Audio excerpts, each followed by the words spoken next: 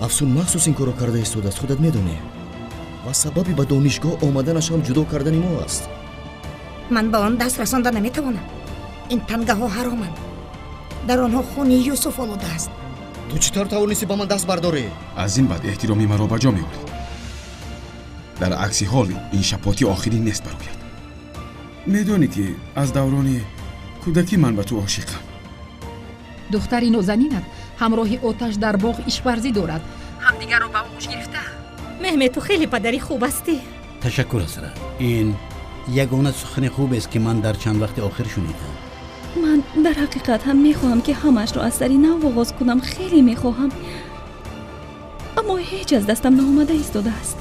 ассалому алайкум ҳамватанони азиз. ман Юсупова Истора, оиладор соҳиби 3 фарзанд, старши директори компания Фаберлик. ҳамаи шумо занҳои хонашинро ба кор даъват мекунам.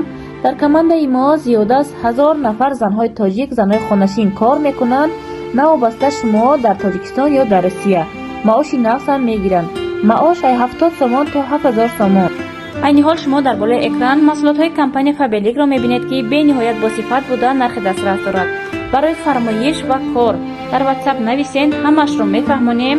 номнавис шудан ва омӯзишаш ҳамаш бепул аст. мо ба кор қабул мекунем фақат занҳоро. хоҳиш мекунам фақат занҳои хонашин, занҳое ки ба ҳамин кор ниёз доранд нависен, ҳамашро сода кардан мефаҳмонем. кадоме ки кор кардан мехоҳад марҳамат нависен дар номеро дар WhatsApp. боқӣ дар амони Аллоҳи меҳрубон бошед. худо ҳаматонро нигаҳбон бошад.